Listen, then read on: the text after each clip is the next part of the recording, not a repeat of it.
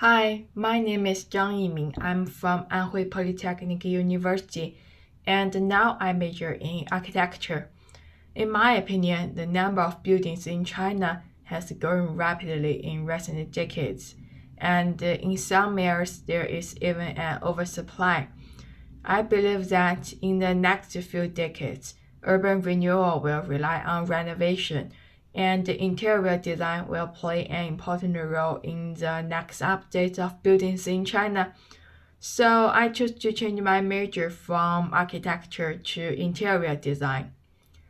My portfolio project includes my views on some current social issues and what I'm looking forward to in my future job. For example, the project Gender Shared Building originated from my dream to open a unique hip shop of my own design. So I designed the shop for my favorite Chinese designer brand, Pronounce. And my design concept is in line with the brand's philosophy gender sharing.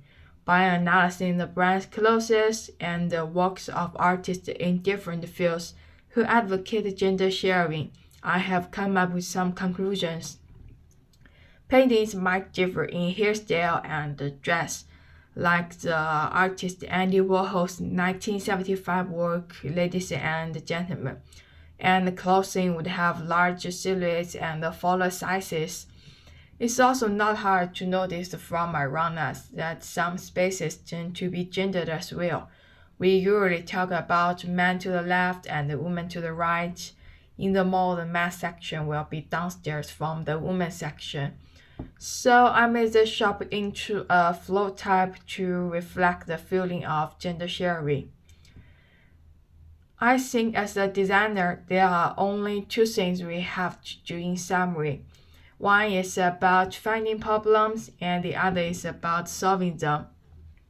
As far as I'm concerned, I begin my design by observing people, things, or objects around me, and then I will find some problems from them, like some behavioral habits or some complaints about life. Afterwards, I will identify the social issues that correspond to these small problems, finally reflect and address these issues through my design work. For example, Escape from the Cookie Cutter is a project that started when I was traveling in Shanghai and walking along the river with my friends. I noticed that the lights were still on in the office building next to the river at about 9 p.m.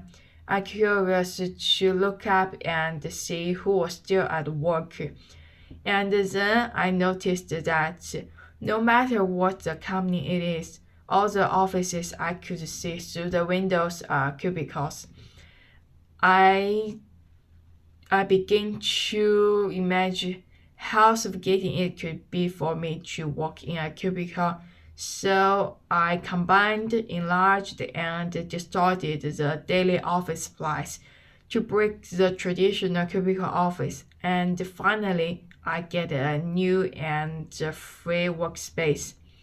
These are two of the projects in my portfolio and my core design interests and methods. Hope you can know a little bit about me through this video. Thank you.